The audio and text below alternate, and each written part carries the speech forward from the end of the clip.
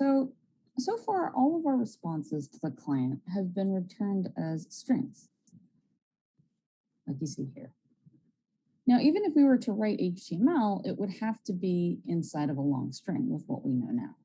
So imagine, so we could do something like that, actually. Let's do this right now.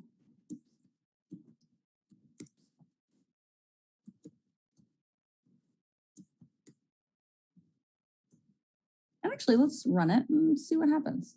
Actually, mine's already running. So let's see what happens. Awesome. So we can actually display valid HTML there. I could even, put some style there.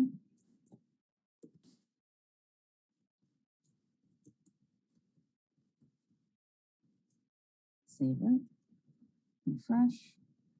Awesome.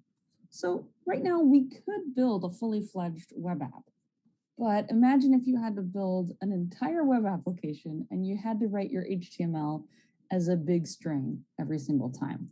So you can imagine that it would be, first of all, very hard to maintain, but also a little ridiculous. So it's a good practice to separate the presentation layer from the logic layer. And this is why JSPs were created. So a JSP is a new file that we're going to be creating. So let's create one. So navigate all the way over here to your SRC folder. And then inside there you have main. And then inside that you have web app. So you're going to right click on a web app and go to new and then JSP file. Now, if you don't see this JSP file extension here, or if you try to look for it and it's not there, you can pause this video, go down to the bottom and follow the instructions for installing the Jsp Wizard. Now, some people will have it, some people won't. Once you have that, you can come back to this video. Okay, so let's create a new one. And it will put it directly in that web app folder we just talked about. So I'm going to name it demo.jsp and finish. So now I've created a new JSP file. Actually, for you guys, I have a whole bunch of things I've added to the template, which you guys can do later. And that'll be fun. But for now, you will pretty much only see these tags here. And they're actually pretty important. We'll go over what they are. So this first tag is pretty important. It tells us meta info, but it also tells us what kind of language we're using. Obviously, we're using Java, some other information, the character set. You can also put some imports in here, which we'll do a little bit later. But for now, let's just see if we can run it. So what I'm going to do is I'm going to just put the word test in here and see what happens. I'm going to put command save. Awesome. And then I'm going to run my project just like I normally would. Run as Spring Boot app.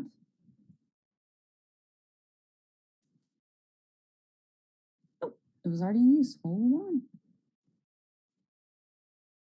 Oh, it's already running. Okay, so let's go to our web page. And now instead of going to the index route, which was just localhost 80AB with nothing after it, we're just going to render that page directly. And we called it demo.jsp. So I'll just do demo.jsp, press enter.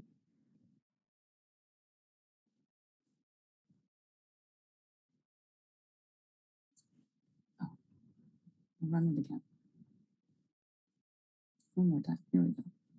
Demo.jsp, and we'll refresh. And there it is. Great. Okay, so now we have this file and we can render any kind of HTML we want. So now I can actually put my HTML in here, hello world. Doesn't seem very much different, but it's a lot nicer to have it modularized into a different file. So now the beauty of JSP is that we can also insert some Java code inside of it. So for example, I could create a for loop. Now, how would I create a for loop if I'm using just HTML syntax? Well, the answer is you have to actually use some JSP syntax, which is going to allow you to insert some Java inside of it. So for example, I can do a normal for loop just like I would in Java. So for int, and we'll just call it I equals 0, I less than, I don't know, 10. 5. Sounds about right. Index or I plus plus. Awesome. Now you'll notice though that for this line, I do have to have that JSP tag, closing tag at the end of it as well. So it's just a percent and closed angle bracket. And then after that, I can put in whatever I want to put here. So I can even do valid HTML. So in this case, I have an H1 tag. Now, if I want to print I, I'm going to have to do a different tag. It looks kind of similar. It is the percent signs, but you're going to add an equals to it. So this is for things that you actually want to show on the page when you're using JSP. So I'll just do I. Awesome. And then I do have to close out that for loop. So I'll use another JSP tag and just include the closed curly bracket there. All right, let's see what happens. Now, again, we've gone to localhost 8080/demo.jsp. Now I'll just refresh. And I did some JSP logic using some Java syntax. Well, not quite, but JSP syntax in any case. But I can insert some logic in there. Great. Another thing that we're going to do is, let's see if we can just display, let's say, a date on the page. So here, I actually do have to import a date. So let's see, we have java.util.date, which you guys have used before. So we'll just import it, import equals. And you can see they're kind of like HTML tags. They have attributes, and the attributes have a name, but also have a value that has to be in quotes. So same with JSP tags, as well as later on JSTL tags. All right, so we're going to import java.util.date. Awesome. So now we can actually use dates inside of our JSP. Super exciting. All right. So for this one, let's say I want to display the time. I'll do it in H3 tag. The time is, and then I have to use that JSP tag to show it on the page with the equal sign. And then I can say,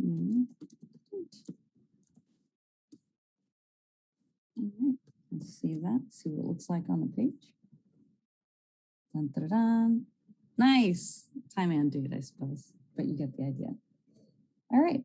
So for now, that's just an introduction to JSP pages. We'll be going into how you can leverage that with your controller and actually render things from the server a little later.